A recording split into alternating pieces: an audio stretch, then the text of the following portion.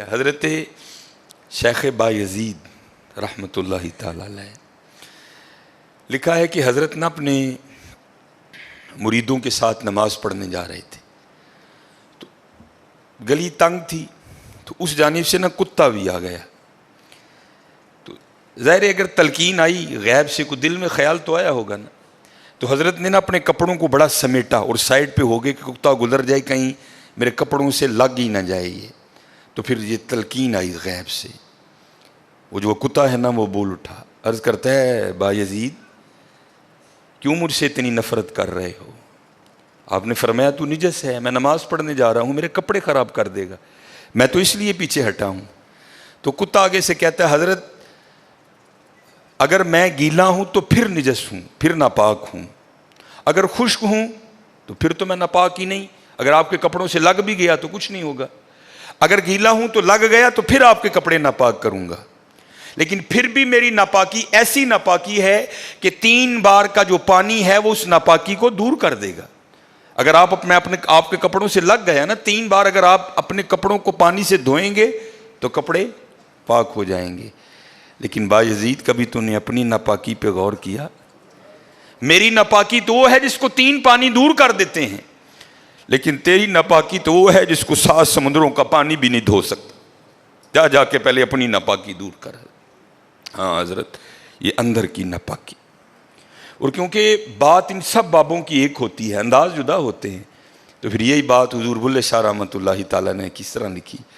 آپ فرماتے ہیں پھلاں داتو عطر بنا, پھلاں داتو عطر بنا, عطر دا پھر تو کڈ دریا, دریا وچ پھر تو ڈبکیاں لا. ذرا بات کی گہرائی تک جانا. حالا عطر کیا ہے؟ تھوڑا سا شیشی پہ لے کے اپنی ہتھیلی پہ لگایا, اس طرح کر کے جسم پہ لگا دیا, جہاں سے گزرو گے وہاں سے بھی پتا چلے گا اس بندے نے عطر لگایا ہے.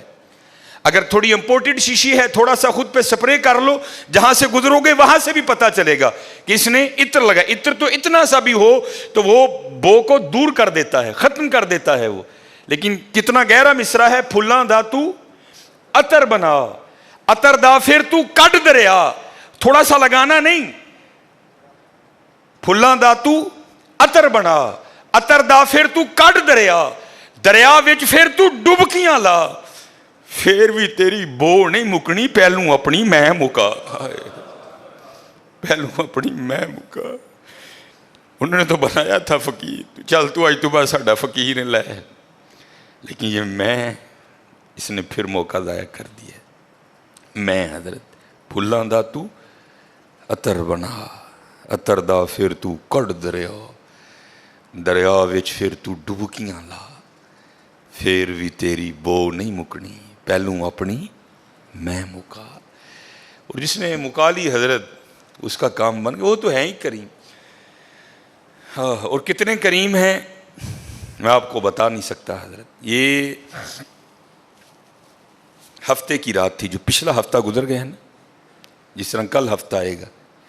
یہ بھٹر میں پروگرام تھا, تو پروگرام پہ گئے, وہاں سے مجھے آتے آتے نا تقریباً 12 بج گئے.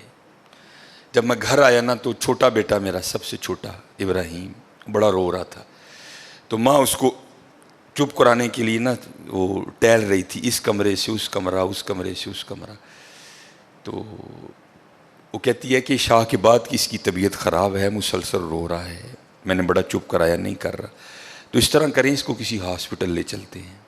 میں نے کہا چلو.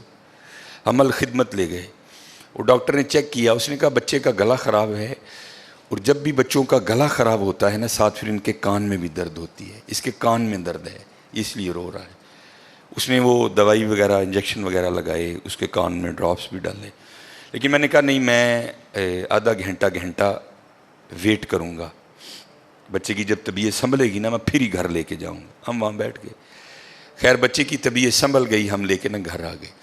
اب ظاہر ہے بچے کی طبیعت خراب تھی, اس کی ماں نے عشاء کی نماز نہیں پڑھی تھی, میں نے فرض اور سنتیں پڑھ لی تھی, وتر اور نوافل میں نے بھی نہیں پڑھے تھے. وہ بچہ سو گیا, ہم نے اس کو چارپائی پہ لٹایا, آگے میں نے نماز شروع کر دی, میرے پیچھے میرے بیٹے کی ماں نے نماز شروع کر دی.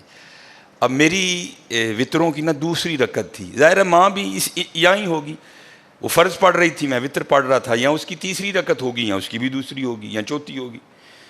اب اس کی نا آنکھ کھل گئی، اس نے بڑی شدت سے رونا شروع کر دیا. تو ہر مسئلے کی روح سے آپ نماز توڑ سکتے ہیں، کیونکہ وہ چارپائی سے بس گرنے ہی والا تھا. دودھ ابل رہا ہے، بی بی نماز پڑھ رہی ہے، نماز توڑ کے دودھ بچائے. کوئی کنویں میں گر رہا ہے، نماز توڑ کے اس کو بچاؤ. پہلے توڑ سکتے تھے، لیکن میں نے کہا نہیں، میں نہیں توڑنی. کوئی بات تھا نا حضرت، محبت تو تھی اولاد کی لیکن دل تھوڑا سخت. لیکن ادھر کیا تھا؟ ادھر ماں تھی حضرت. اس نے کیا کیا؟ اس نے نماز توڑ کے نا بچے کو جا کے چارپائی سے اٹھا کے سینے سے لگا لیا. اب میں نے وطروں کی تیسری رکعت پڑھی تو میں مصلی پہ بیٹھ کے نا میں رو پڑا. ہائے، نبی علیہ السلام نے کیا فرمایا کہ اللہ جل شانہ بندے سے 70 ماؤں سے بڑھ کے پیار کرتا ہے. یار اگر ایک ماں کی محبت یہ ہے تو پھر اس کی محبت کیا ہوگی؟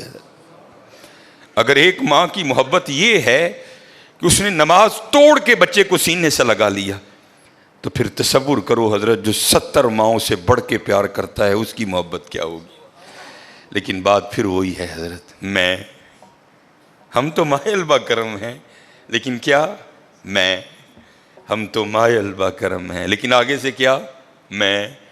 جب یہ وہ بچہ تھا نا، میں نہیں تھی حضرت اس میں. وہ تو پوری شدت سے رو رہا تھا، مجھے بٹھاؤ، مجھے اٹھاؤ، مجھے بچاؤ، مجھے بچاؤ. شدت تھی نا حضرت، اس شدت نے ماں کو مجبور کر دیا کہ اس نے نماز توڑ کے بچے کو اٹھایا. یہاں بھی جب شدت آتی ہے نا حضرت، تو پھر دریائے رحمت ایسا جوش میں آتا ہے کہ بگڑی بن جاتی ہے. لیکن پھر کیا ہے؟ ہم تو مائل با کرم ہیں، کوئی سائل ہی نہیں.